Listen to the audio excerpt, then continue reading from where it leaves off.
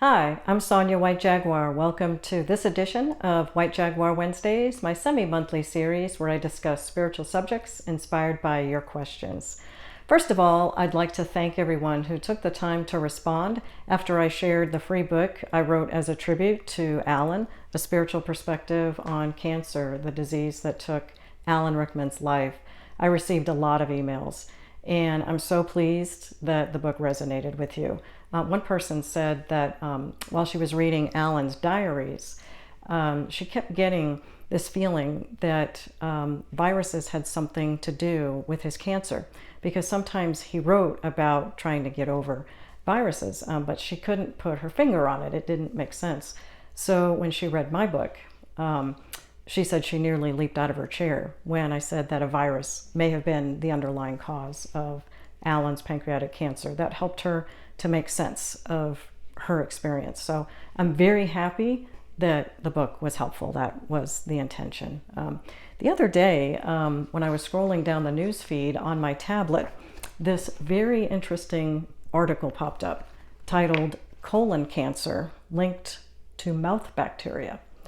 Genomic research of Fusobacterium nucleatum isolated from colon cancer tumors may help researchers develop future screening tests and cancer vaccines. Very, very interesting. This article was just published in Scientific American on April 15, and it's basically reporting on a study that was recently published in Nature. I feel like Alan guided me to this article as if to say, they're on the right track. This is the kind of breakthrough that's needed for pancreatic cancer. A simple, non-invasive test with a mouth swab or a stool sample could be used to screen for pancreatic cancer, which is what this article says that they hope they can do for colon cancer. Suffice to say, I'm praying for that, and I'm putting that intention out there. As I said in my book, I believe that viruses are the underlying cause of more cancers than presently understood by the medical community. Alan insists that this is true. He's not guiding me to talk about this subject for no reason. We have to press research organizations to study microbes like this Fusobacterium and viruses more carefully.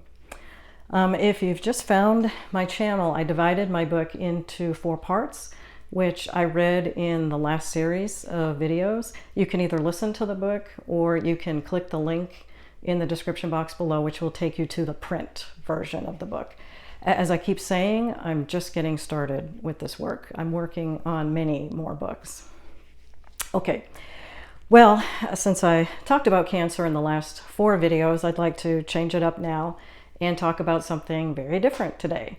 Artificial intelligence. A fellow author wrote to me and asked if I would talk to Alan and ask him for his take on artificial intelligence. AI is a big topic in the media these days, and there's been a lot of speculation about the impact that AI will have on the future. Some people think it could be like Skynet in the Terminator movies, and it's going to destroy us. Some are concerned about all the jobs that could be lost. And if AI can write a whole book in minutes, then where does that leave us writers? So the person who asked me this question had used a chatbot to write some material for a story and was not particularly impressed with the output. And I'll tell you that I've also played with that program a little, and it generated some decent book outlines for me, which I may or may not use. But as far as actual text that I would publish in a book, I also was not impressed with the output. However, I use editing software that's designed specifically for authors, and it uses AI, and it can provide a detailed story analysis like a developmental editor would, and it can even help you create your characters and plot. And I have to say, that software impresses me. You may have heard the new Beatles song, Now and Then, which was possible because of AI. John Lennon's voice was separated from an old demo tape using AI. If you haven't heard the song yet, check it out. It's here on YouTube. And I've seen some really impressive AI-generated art. A friend of mine had a 50-year career as a professional artist, and quite frankly, he's dismayed by AI-generated art. He says things to me like he had learned how to paint fine art. He went to art school, and he admired those who had mastered the craft. And now he sees the computer quickly spitting out image after image that looks better than anything he could ever create. And so it's giving him an identity crisis. He doesn't know what it means to be an artist anymore. So he's interested in Alan's perspective too. All right, so what are Alan's thoughts? Okay, well, I sat at the computer and talked with him about it, and so now I'll share with you what I channeled from him. Okay, Alan said, first of all, I don't want you, your friends, or anyone else to worry about AI. From my perspective, in the dimension beyond the physical world, AI and art are both tools of communication. They are for communicating ideas, pictures, stories, emotions, knowledge, in short, the human experience.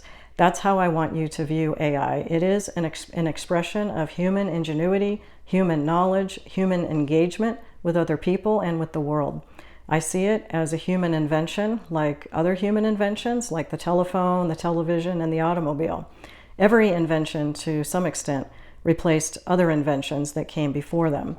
While I completely understand the angst and fear, know that AI will never replace what you artists and writers do. What you do has value, and that's the main message I wish to convey here. AI does not diminish the value you each individually have to offer. You are here as an expression of spirit in human form, and your very nature as a spiritual being has intrinsic value that no machine or other human invention can replace. Remember also that trends often drive what sells in the marketplace, and tools, artwork, and books that were popular yesterday are no longer selling. New ones are constantly coming out. Trends are constantly changing. I see AI's capabilities and the value of AI changing over time too. What AI will be used for in the future will be very different than today. Know that I am not troubled by what I see. To expand further on art and where AI and art intersect, I'd like to speak a bit philosophically. There are many ways to answer this question, but here's what I'm going to say. Art will always exist in some form in your world. It's part of the human psyche, a form of human expression. When words fail us, art can be used in their place to convey ideas visually. Once, humans painted on rock faces and cave walls and the like. Then canvas and paper and t-shirts and various other surfaces. Now it can be done with ease on computer screens. The important thing to remember is whose imagination is coming up with the idea. Where did the idea come from? All of these tools and manifestations are coming from the human soul. A human mind is behind it. It's a new world for art. As long as humans exist, there will continue to be innovation in all fields, including art. I'm not sure I would have been a fan when I was living in your world because I would have been concerned for my friends who could have lost jobs, but I would have understood that change is inevitable, and all of these innovations would encourage us to keep growing and trying new things and not stay stuck in the past. From a writing standpoint, AI is rudimentary at this point, as you know. It has its place in the field. I see it growing to new heights in a few years, but it will never replace what you writers do. Writing is not dead.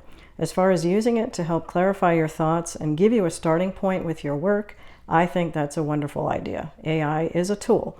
Use it appropriately and it will serve you like other computer programs at your disposal. Okay, so Alan's perspective is positive. Thank you, Alan. AI has many applications far beyond writing and art. I read a news article recently that mentioned AI is being used to help identify microscopic pieces of plastic in our drinking water, which is a serious problem. Plastic is everywhere, including in our bodies, and there's no telling what health problems that will cause over time. And I could see AI transforming the medical field. AI has been used to quickly identify viruses, which greatly encourages me.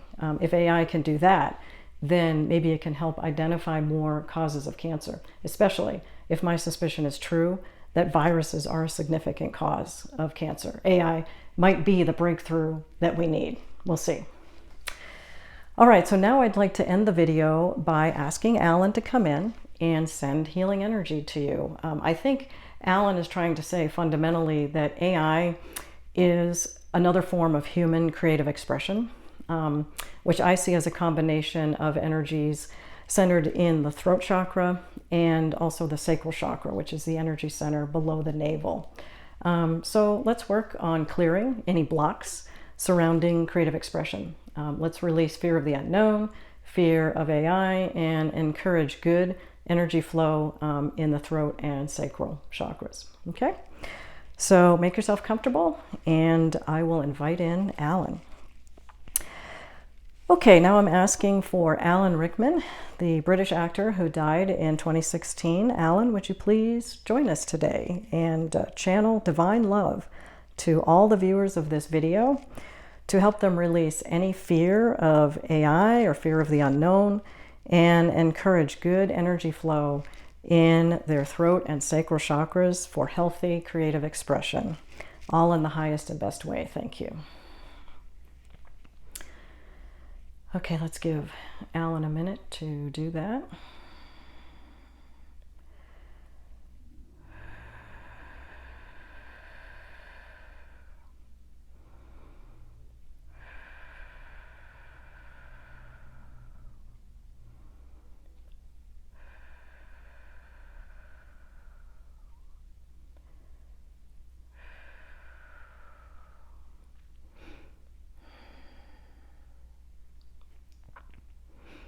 Okay, thank you, Alan.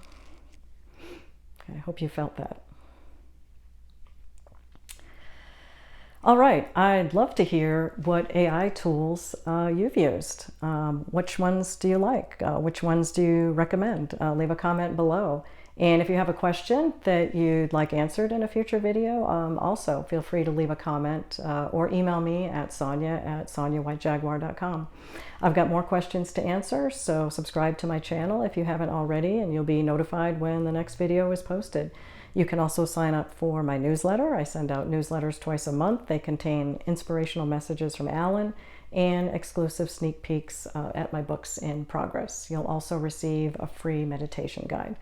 Thanks so much for watching. Next time I'll be answering a question about the afterlife and whether we still think and talk like a physical human being in the higher dimension. Okay, I'll see you then.